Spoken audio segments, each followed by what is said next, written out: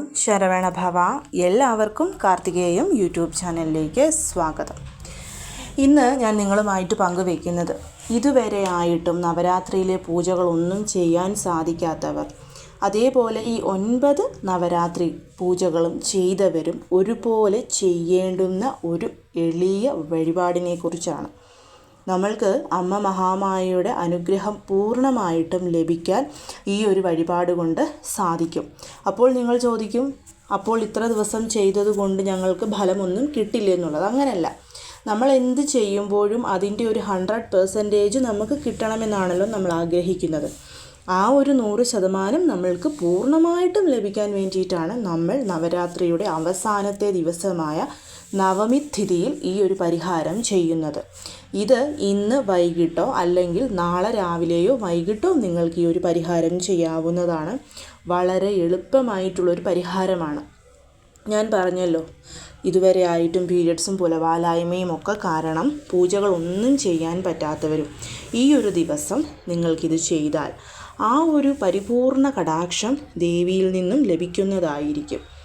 എന്താണ് ആ ഒരു വഴിപാടെന്ന് നോക്കാം. നിങ്ങളൊക്കെ ലളിതാ സഹസ്രനാമം ചൊല്ലുമ്പോൾ ശ്രദ്ധിച്ചിട്ടുണ്ടായിരിക്കും, താംബൂല പൂരിതമുഖി.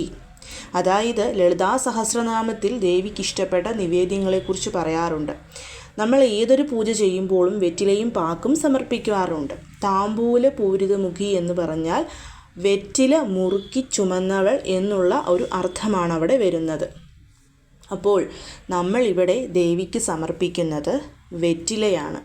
വെറുതെ അല്ല നമ്മളിവിടെ വെറ്റില സമർപ്പിക്കുന്നത്, അതിനൊരു രീതിയുണ്ട്.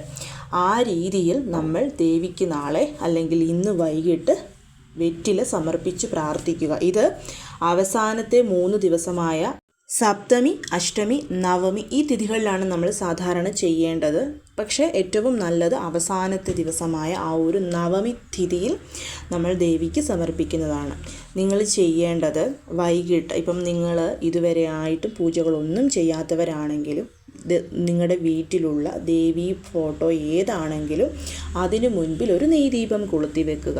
കലശമൊക്കെ വെച്ചിട്ടുള്ളവരാണ്, അഖണ്ഡദീപം കൊളുത്തിയിട്ടുള്ളവരാണെങ്കിൽ അങ്ങനെയല്ല, മാജിക് ബൗൾ വെച്ചിട്ട് ദീപം കൊളുത്തുന്നവരാണെങ്കിൽ അങ്ങനെ, എന്താണെങ്കിലും ഒരു നെയ്ദീപം കൊളുത്തി ദേവിയുടെ ഫോട്ടോയ്ക്ക് മുൻപിൽ വെച്ചിട്ട് ഒരു ബ്രാസിൻ്റെ പ്ലേറ്റ് എടുത്ത് ഫോട്ടോയ്ക്ക് മുൻപിൽ അല്ലെങ്കിൽ ആ നെയ്ദീപത്തിൻ്റെ മുൻപിലായിട്ട് വെക്കുക. ശേഷം നല്ല ഒരു വെറ്റില എടുക്കുക. നല്ല വെറ്റില എന്നിവിടെ ഉദ്ദേശിക്കുന്നത് കീറലുകളോ കുത്തലുകളോ കീഴ്ച്ചിലുകളോ ഒന്നുമില്ലാത്ത നല്ല ഫ്രഷ് ആയിട്ടുള്ള ഒരു വെറ്റിലയാണ്. ആ വെറ്റില എടുത്ത് അതിൻ്റെ ആ കാമ്പ്, തണ്ട് ഭാഗം മുറിച്ച് കളഞ്ഞിട്ട് വെറ്റില നന്നായിട്ട് കഴുകി ശുദ്ധമായ തുണി കൊണ്ട് തുടച്ചെടുക്കണം. തുടച്ചെടുത്തതിന് ശേഷം നിങ്ങൾ ചെയ്യേണ്ടത്, അതിന് പുറത്ത് വെറ്റിലയ്ക്ക് അകവുമുണ്ട് പുറവുമുണ്ട്. അകമെന്ന് പറയുന്നത് നിങ്ങൾക്ക് എല്ലാവർക്കും അറിയാമല്ലോ, നമ്മൾ സാധാരണ വെറ്റില വെക്കുന്ന ആ ഒരു പൊസിഷൻ, ആ ഒരു ഭാഗം, അതാണ് അകഭാഗം. ആ ഒരു ഭാഗത്ത് കംപ്ലീറ്റ് ആയിട്ട് നമ്മൾ തേൻ തൂക്കുക. തേൻ എന്ന് പറയുമ്പോൾ ഒരുപാടൊന്നും എടുക്കരുത്, ഒരു 1, 2, 3 തുള്ളി മാത്രം ആ ഒരു വെറ്റിലയിൽ ഇട്ടിട്ട് നിങ്ങൾക്ക് നിങ്ങളുടെ വലത്തെ കൈയിലെ ചൂണ്ടുവിരലുകൾ കൊണ്ട് നന്നായിട്ട് സ്പ്രെഡ് ചെയ്ത് പിടിപ്പിക്കാം, ഇല്ലെങ്കിൽ സ്പൂൺ കൊണ്ട് സ്പ്രെഡ് ചെയ്ത് പിടിപ്പിക്കാം. എന്നിട്ട് അതിന് മുകളിൽ നല്ല ഫ്രഷ് ആയിട്ടുള്ള കുരുവൊന്നും വെളിയിൽ കാണാത്ത ഒരു ഏലക്കായും കൂടി വെക്കണം. ഒപ്പം തന്നെ പൂവോട് കൂടിയ ഒരു ഗ്രാമ്പുവും കൂടി വെച്ച് ദേവിക്ക് സമർപ്പിക്കുക. അങ്ങനെ അല്ലെങ്കിൽ അത് ഫോൾഡ് ചെയ്യാം, അതായത് മടക്കിയും നമുക്ക് സമർപ്പിക്കാം. അതെങ്ങനെയാണെന്ന് വെച്ച് കഴിഞ്ഞാൽ ഇതേ രീതി തന്നെയാണ്.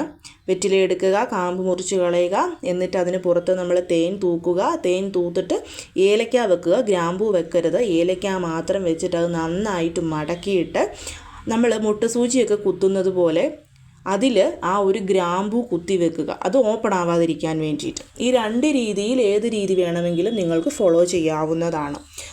എന്നിട്ട് ഇത് ദേവിക്ക് സമർപ്പിച്ചിട്ട്, ഇത്രയും ദിവസത്തെ എൻ്റെ പൂജ സന്തോഷത്തോടുകൂടി ഞാൻ അമ്മയ്ക്ക് സമർപ്പിച്ചു എന്നുള്ളതും, നിറഞ്ഞ മനസ്സോടുകൂടി അമ്മ ഇത് സ്വീകരിച്ചുവെന്ന് വിശ്വസിക്കുന്നു എന്നുള്ളതും, എന്നിട്ട് ഞാൻ സന്തോഷത്തോടുകൂടി സമർപ്പിക്കുന്ന ഈ ഒരു നിവേദ്യം അമ്മ സ്വീകരിച്ച് എന്നെയും എൻ്റെ കുടുംബത്തെയും അനുഗ്രഹിക്കണമെന്നും പ്രാർത്ഥിക്കുക.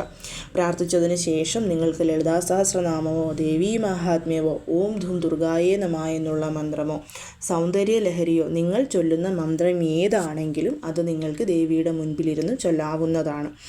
അമ്മ വളരെയധികം പ്രസന്ന ഭാവത്തിലാകുന്ന ഒരു നിവേദ്യമാണ് നമ്മൾ ഈ സമർപ്പിക്കുന്നത്. ഇവിടെയൊക്കെ എല്ലാവരും അവസാനത്തെ ദിവസങ്ങളിൽ സമർപ്പിക്കുന്നതാണ്. ഞാൻ എല്ലാ വർഷവും പൂജ ചെയ്യാൻ തുടങ്ങിയ ആദ്യത്തെ വർഷം മുതൽ ഞാനിത് അമ്മയ്ക്ക് സമർപ്പിക്കുന്നതുമാണ്. അപ്പോൾ കഴിയുന്നതും എല്ലാവരും ഈ ഒരു നിവേദ്യം സമർപ്പിക്കുക. ഇനി വെറ്റിലയില്ല, അതേപോലെ തന്നെ തേനില്ല, ഏലക്ക ഇല്ല, ഗ്രാമ്പൂ ഇല്ല എന്നൊക്കെ പറയുന്നവർ നിങ്ങളുടെ കയ്യിൽ ഉള്ളത് എന്താണോ അത് കൂട്ടിച്ചേർത്തൊരു നിവേദ്യമായിട്ട് അമ്മയ്ക്ക് സമർപ്പിക്കുക. തേനും ഏലക്കായും ഗ്രാമ്പൂവും മാത്രമേ ഉള്ളെങ്കിൽ ഒരു കുഞ്ഞു പാത്രത്തിൽ തേനെടുത്ത് അതിൽ ഈ ഒരു ഏലക്കായും ഗ്രാമ്പൂവും ഇട്ട് സമർപ്പിക്കാം. സമർപ്പിച്ചതിന് ശേഷം പിറ്റേ ദിവസം നിങ്ങൾക്കിത് കാൽപ്പെടാത്ത ഇടത്തെവിടെയെങ്കിലും കളയാവുന്നതാണ്. കഴിക്കാൻ സാധിക്കുന്നവർക്കിത് കഴിക്കാം, പക്ഷെ ആരും കഴിക്കുമെന്ന് എനിക്ക് തോന്നുന്നില്ല. അതുകൊണ്ട് തന്നെ നിങ്ങൾക്കിത് കാൽപ്പെടാത്ത ഇടത്ത് കളയാവുന്നതാണ്. തീർച്ചയായും ദേവി നിങ്ങളെ അനുഗ്രഹിച്ചിരിക്കും. ഇനി ഒരുപാട് പേര് ചോദിച്ചിരുന്നു കലശം എന്നാണ് എടുക്കുന്നത്, അതേപോലെ ദൃഷ്ടി എടുക്കുന്ന രീതി ഒന്ന് പറയാമോ എന്നൊക്കെ ഒരുപാട് പേര് ഡൗട്ട് ചോദിച്ചിരുന്നു. അപ്പോൾ ആ ഒരു രീതിയും കൂടിയിട്ട് ഞാൻ പറഞ്ഞു തരാം. അതിനു മുൻപായിട്ട് ഇത് ഇന്നലെ അഷ്ടമി തിഥിയിൽ ദേവിക്ക് ഞാൻ നാരങ്ങാമാല സമർപ്പിച്ചിരുന്നു. നാരങ്ങാമാല ഞാൻ ദേവിക്ക് ചുറ്റുമായിട്ടാണ് വെച്ചത്. കാരണം നാരങ്ങാമാല ദേവിയുടെ ചാർത്താൻ കൊടുത്തു കഴിഞ്ഞാൽ അത് കംപ്ലീറ്റ് ആയിട്ട് കലശം കമന്നു പോരും. കാരണം 27 നാരങ്ങ എന്ന് പറയുമ്പം നല്ല വെയിറ്റാണ്. അതുകൊണ്ട് ദേവിക്ക് ചുറ്റുമായിട്ടാണ് സമർപ്പിച്ചത്. ഇതിനു മുൻപ് ഞാൻ ദേവിക്ക് ആര്യവേപ്പിൻ്റെ ഇലയും മഞ്ഞൾ മാലയും ചാർത്തിയതൊക്കെ നിങ്ങളുമായിട്ട് പങ്കുവച്ചിരുന്നു. കാണാത്തവർക്ക് കമ്മ്യൂണിറ്റിയിൽ പോയി നോക്കിയാൽ ഞാനതവിടെ പോസ്റ്റ് ചെയ്തിട്ടുണ്ട്, കാണാവുന്നതാണ്. നിങ്ങൾക്ക് ഇതൊന്നും ഇന്ന് വരെ നിങ്ങൾ അമ്മയ്ക്ക് ചാർത്തിയിട്ടില്ല, ചാർത്തണമെന്ന് ആഗ്രഹമുള്ളവർക്ക് തീർച്ചയായിട്ടും ഇന്നും നാളെയും ഒക്കെ ആയിട്ട് നിങ്ങളെക്കൊണ്ട് പറ്റുന്നത് ചാർത്താവുന്നതാണ്. വളരെ നല്ല ഫലങ്ങൾ തന്നെ നമുക്ക് ലഭിക്കും. ചാർത്തി ആഗ്രഹങ്ങൾ സാധിച്ചവരൊക്കെ എനിക്ക് മെസ്സേജും അയച്ചിട്ടുണ്ട്. അപ്പോൾ കലശം എടുക്കുന്നത് എന്നാണെന്നുള്ളത് പറയാം. കലശം നമ്മൾ എടുക്കുന്നത് ഒക്ടോബർ 2 വ്യാഴാഴ്ച വിജയദശമിയുടെ അന്നാണ്. അന്ന് 2 സമയങ്ങളുണ്ട്. ഞാൻ ഈ നിങ്ങളുമായിട്ട് പങ്കുവയ്ക്കുന്നത് ഇവിടെയുള്ള പണ്ഡിറ്റ്ജി ഞങ്ങൾക്ക് പറഞ്ഞു തന്നിരിക്കുന്ന ഒരു സമയമാണ്. അതുമാത്രവുമല്ല വർഷങ്ങളായിട്ട് ഞാൻ ഫോളോ ചെയ്യുന്നൊരു സമയമാണ്. കാരണം ഞങ്ങളിവിടെ കേത്രിയൊക്കെ ഈ ഒരു നവരാത്രി സമയത്ത് വെക്കാറുണ്ട്. നിങ്ങൾ എൻ്റെ കമ്മ്യൂണിറ്റി പോസ്റ്റിൽ കണ്ടു കാണും ഒരു ചെടി മുളച്ചു നിൽക്കുന്നത്.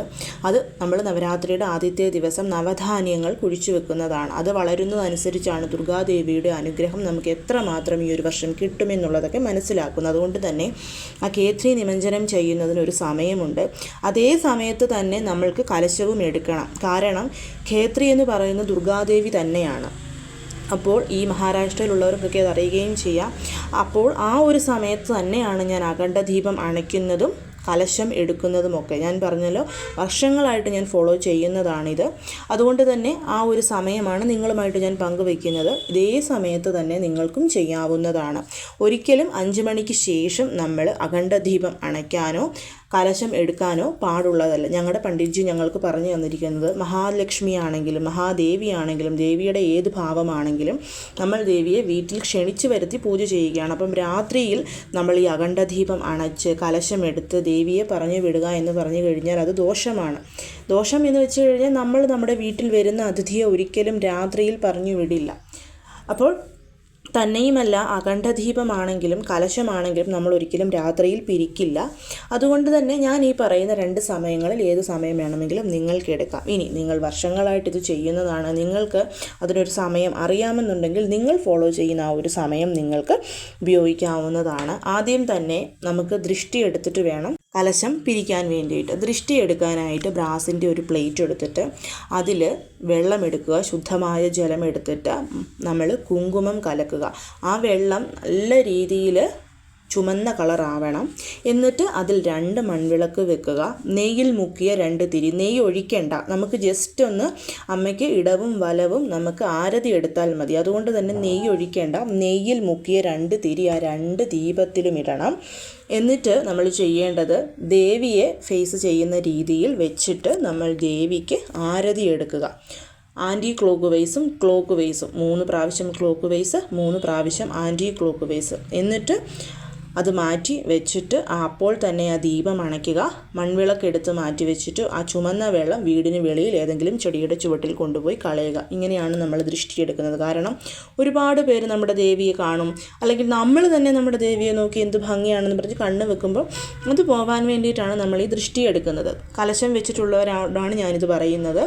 അതിനുശേഷം നിങ്ങൾക്ക് ആദ്യം തന്നെ ആ ദേവി ഇരിക്കുന്ന ആ പീഠം ജസ്റ്റ് ഫ്രണ്ടിലോട്ടൊന്ന് വലിക്കുമ്പോൾ ആ ഒരു സാന്നിധ്യം അവിടെ നിന്ന് പോകുന്നു എന്നുള്ളതാണ് അർത്ഥം. അതിനുശേഷം അഖണ്ഡദീപം കൊളുത്തിയിട്ടുള്ളവർക്ക് അത് അണയ്ക്കാവുന്നതാണ്. എന്നിട്ട് അതിൽ നിന്നും ആദ്യം തേങ്ങ എടുത്ത്, മുഖമൊക്കെ വെച്ചിട്ടുള്ളവരാണെങ്കിൽ മുഖമൊക്കെ എടുത്ത് മാറ്റി തേങ്ങയൊക്കെ മാറ്റി അതിലെ ജലം നമ്മൾ വീട് മുഴുവൻ തളിക്കണം. ശേഷം അതിലിട്ട് വെച്ചിരിക്കുന്ന സ്വർണം, വെള്ളി, നാണയമൊക്കെ ഇട്ട് വെച്ചിരിക്കുന്നവർ അതൊക്കെ യഥാ സ്ഥാനങ്ങളിൽ, സ്വർണത്തിൻ്റെ കൂടെയും വെള്ളിയുടെ കൂടെയും, നാണയം നമ്മൾ നമ്മുടെ ലോക്കറിൽ അടുത്ത 1 വർഷത്തേക്കുള്ള ഐശ്വര്യത്തിൻ്റെ പ്രതീകമായിട്ട് അതുകൊണ്ട് സൂക്ഷിച്ചു വെക്കാം. ബാക്കി നാരങ്ങ, ഏലക്ക, ഗ്രാമ്പൂ അതുപോലുള്ള കാര്യങ്ങളൊക്കെ നമുക്ക് കാൽപ്പെടാത്ത ഇടത്ത് കൊണ്ട് കളഞ്ഞ് മിച്ചം വെള്ളമുണ്ടെങ്കിൽ അതും ഏതെങ്കിലും ചെടിയുടെ ചുവട്ടിൽ. ശ്രദ്ധിക്കേണ്ടുന്ന കാര്യം കാല് ചവിട്ടുന്നിടത്ത് നമ്മളിത് കളയരുതെന്നുള്ളതാണ്. ഇനി കലശം പിരിക്കേണ്ടുന്ന സമയമാണ് ഞാൻ പറയുന്നത്. രാവിലെ 7:30 മുതൽ 9:15 വരെയുള്ള സമയം ആദ്യത്തെ സമയം എന്ന് പറയുന്നത്. രണ്ടാമത്തെ സമയം എന്ന് പറയുന്നത് ഉച്ചയ്ക്ക് വരുന്ന അഭിജിത്ത് മുഹൂർത്ത സമയമാണ്. 12:04 മുതൽ 12:51 വരെയുള്ള സമയമാണ് രണ്ടാമത്തെ കലശം എടുക്കുന്നതിനുള്ള സമയമെന്ന് പറയുന്നത്. ഈ 2 സമയത്തിൽ എപ്പോൾ വേണമെങ്കിലും, അതായത് രാവിലെ നിങ്ങൾ എഴുന്നേറ്റ് പൂജ വെച്ചിരിക്കുന്ന ബുക്കൊക്കെ എടുത്ത് മക്കളെ കൊണ്ടൊക്കെ എഴുതി പ്രാർത്ഥിച്ചതിനൊക്കെ ശേഷം നിങ്ങൾക്ക് കലശം എടുക്കാവുന്നതാണ്. ഇനിയിപ്പോൾ ക്ഷേത്രത്തിലൊക്കെ പോകുന്നവരാണ്, ലേറ്റായിട്ടാണ് വരുന്നത്, ഞാൻ ഈ പറയുന്ന ആ ഒരു സമയം കഴിഞ്ഞിട്ടാണ് നിങ്ങൾ വരുന്നതെന്നുണ്ടെങ്കിൽ ഈ ഒരു സമയത്തിനുള്ളിൽ നിങ്ങൾ എടുക്കണം. പിന്നെ 1:30-ക്ക് ശേഷം നിങ്ങൾ എടുക്കരുത്. കാരണം അപ്പോൾ രാഹുകാലം തുടങ്ങും വ്യാഴാഴ്ച. അതുകൊണ്ട് തന്നെ ഞാൻ ഈ പറഞ്ഞ 12:51 മുൻപായിട്ട് കലശം എടുക്കാനായിട്ട് ശ്രമിക്കണം. പിന്നെ എപ്പോഴും പറയുന്നത് പോലെ തന്നെ ഏകദേശം ഉച്ചയ്ക്ക് ഒരു 2:30-ക്ക് ശേഷം വൈകിട്ടാകും തോറും നമ്മൾ കലശം പിരിക്കാതിരിക്കുന്നതാണ് ഏറ്റവും നല്ലതായിട്ടുള്ള കാര്യമെന്ന് പറയുന്നത്. അപ്പോൾ എല്ലാവരും ഈ പറയുന്ന രീതിയിൽ ദേവിക്ക് നിവേദ്യം സമർപ്പിക്കുക. എല്ലാവരെയും മുരുകൻ അനുഗ്രഹിക്കട്ടെ. ഓം ശരവണഭവ.